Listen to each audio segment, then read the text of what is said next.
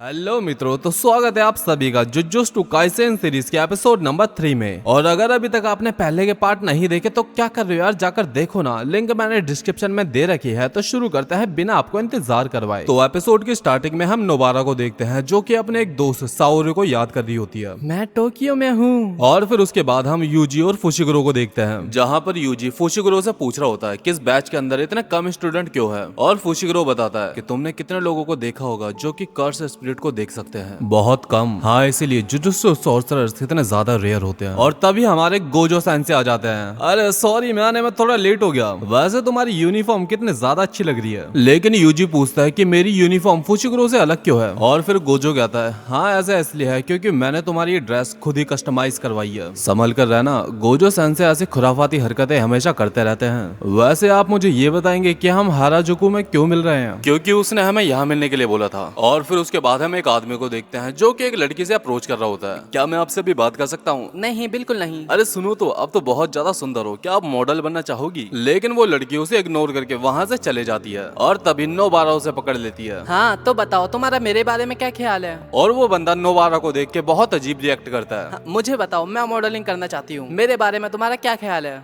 फिलहाल मैं थोड़ा सा लेट हो रहा हूँ, तुमसे बाद में बात करता हूँ। और ये बोलकर बंदा वहाँ से जाने लगता है, लेकिन नोबारा उसे नहीं छोड़ती। और यूजी और फुशिगुरो भी नोबारा की ये हरकतें देख रहे होते हैं। तभी गोजो सेंसे नोबारा को आवाज लगाते हैं, हे छोरी, हम यहाँ पर है। ये पट्टी वाला कितना ज्यादा सुंदर है। और फिर उसके बाद गोजो नोबारा को सबसे इंट्रोड्यूस करवाता है। मैं हूँ कुगिसाकी नोबारा। तुम्हें तो खुश होना चाहिए कि तुम्हारे ग्रुप में एक मेरी जैसी खूबसूरत लड़की भी आ चुकी है। और फिर उसके बाद नोबारा उनको घूर कर देखती है। मैं हूँ यूजी तातोरी फ्रॉम सेंडाई। फुशिगुरो मैगुमी हूँ। और नोबारा उन्हें जज करते हुए कहती है कि इसकी शक्ल तो एकदम आलू की तरह है और इसने खाली अपना नाम बताया, इसका मतलब इसमें बहुत एटीट्यूड है। यार मुझे ये हमेशा ऐसे लोग क्यों मिलते हैं? और फिर उसके बाद फुशिगुरो पूछता है कि अब हम यहाँ से कहाँ जाने वाले हैं। हाँ, वैसे तुम तीनों में से 2 लोग बाहर के हैं, तो इसका मतलब है हमें टोक्यो का टूर लेना चाहिए। और ये सुनकर सब लोग खुश हो जाते हैं। Tokyo Tokyo Tokyo. और नोबारा और यूजी बहस करने लगता है कि वो कहाँ जाएंगे। लेकिन फिर उनके बीच में गोजो कहता है कि अभी तुम सब शांत हो जाओ, मैं तुम्हें बताऊंगा कि हमें कहाँ चलना है। और गोजो कहता है कि हम जाएंगे रोपोंगी।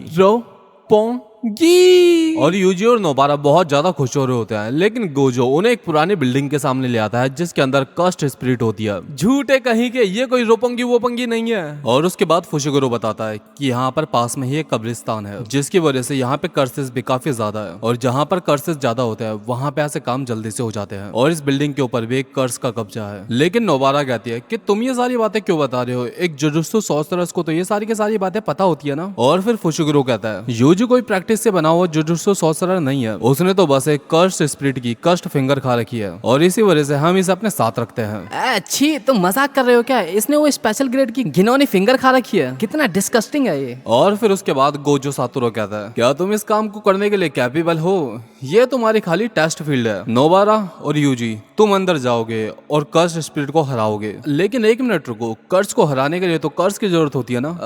वो फिंगर खाने के बाद तुम आधे कर्स तो बन ही चुके हो। और अगर तुम्हें फिर भी जरूरत पड़े तो ये लो एक कर्स टूल, इसका नाम है स्लॉक्टर डीमन। इस हथियार को कर्स्ट एनर्जी से बनाया गया है। और उसके बाद यूजी और नोबारा उस बिल्डिंग के अंदर जाने लगता है। लेकिन गोजो यूजी को रोक कर कहता है कि सुकुना को बाहर मत आने देना, क्योंकि तुम सुकुना की पावर का इस्तेमाल करके उन सारे स्पिरिट को एक झटके में हरा तो दोगे, लेकिन तुम अपने आसपास वालों को भी नुकसान पहुंचा सकते हो।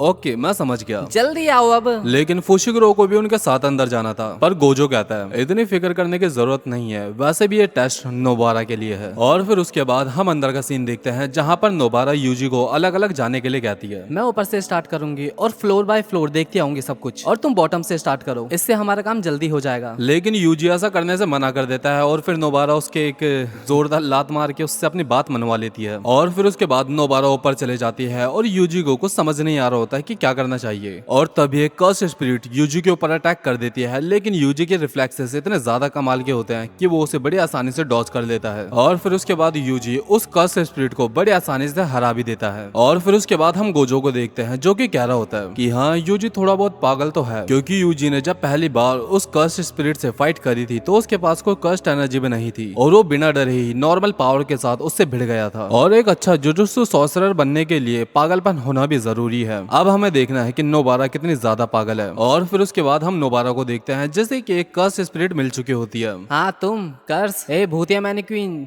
तुम्ही से बात कर रही हूँ जो सेंटर में है, तुम्हें तो छुपना भी नहीं आता। और फिर उसके बाद नोबारा अपने हाथों से कील और हथौड़ी निकालती है जो कि इसका कर्स टूल होता है। अगर तुम बाहर नहीं आए तो मैं तुम्हें यहीं खत्म कर दूंगी। और फिर फुशुगुरु कहता है लेकिन नोबारा को तो एक्सपीरियंस है, अब उसे टेस्ट को करना। अरे यार, कर्स ह्यूमन इमोशन से निकलते हैं और जहाँ पर जितनी ज्यादा पॉपुलेशन होगी कर्स वहाँ पर उतने ज्यादा स्ट्रांग होंगे। नोबारा एक गांव से आई है जहाँ पर इतनी ज्यादा पॉपुलेशन नहीं होती और अब मैं देखना चाहता हूँ वो ज्यादा पॉपुलेशन वाले एरिया में कैसा परफॉर्म करती है। और फिर उसके बाद नोबारा उस कर्स्ट के ऊपर अटैक कर देती है और फिर हम देखते हैं कि वो मैनिक्विन वाकई में कर्स्ट स्पिरिट होती है जिसे कि नोबारा ने सेंस करा होता है। और हम देखते हैं कि कुछ कर्स्ट स्पिरिट की काफी सारी आंखें निकल जाती है, लेकिन नोबारा अपनी कीले उसके अंदर धसा देती है और उस मैनिक्विन के सर के चिथड़े कर देती है और वो कर्स्ट स्पिरिट वहीं पर खत्म हो जाती है। और नोबारा को लगता है कि सब कुछ नॉर्मल हो गया, लेकिन तभी नोबारा को कुछ सेंस होता है और वो वहाँ पर एक बच्चे को देखते हैं जो कि डरा हुआ वहाँ पर बैठा होता है। एक बच्चा, लगता है ये खेलते खेलते यहाँ पर आ गया होगा और इन कर्स स्पिरिट के बीच में फंस गया। और नोबारा उस बच्चे के पास जाकर उसे बाहर आने के लिए कहती है, बच्चे तुम डर क्यों रहे हो, बाहर आ जाओ। लेकिन वो बच्चा मना कर देता है और इससे नोबारा को झटका लग जाता है। अच्छा, मुझे लगता है ये असली का बच्चा है, ये खूबसूरत लड़की के साथ नहीं आना चाहता, लगता है मुझे यूजी को ही बुलाना पड़ेगा। और नोबारा वहाँ से जाने लगते हैं, लेकिन तभी एक कर्स स्पिरिट आकर उस बच्चे को पकड़ लेती है और उस बच्चे के गले पे अपना नुकीला नाखून रख देती है। और नोबारा ये देख के काफी ज्यादा शॉक हो जाती है कि इस कर्स के अंदर सोचने समझने की क्षमता है, क्योंकि ये कर्स इतने ज्यादा पावरफुल नहीं है, इसलिए इस बच्चे को इसने अपना बंदी बना लिया। और नोबारा ये देखकर काफी ज्यादा परेशान हो रही होती है, लेकिन वो खुद को शांत करते हुए सोचती है कि अगर मैं यहाँ पे मर जाऊंगी तो ये बच्चा भी मेरे साथ ही मर जाएगा, इसीलिए मुझे ठंडे दिमाग से सोचना चाहिए। और फिर उसके बाद नोबारा अपने हथियार फेंक कर सरेंडर कर देती है और उस बच्चे को छोड़ने के लिए कहती है, लेकिन वो कर्स स्पिरिट अब भी उस बच्चे को नहीं छोड़ता और नोबारा उदास होकर साओरी को याद करने लगती है। साओरी,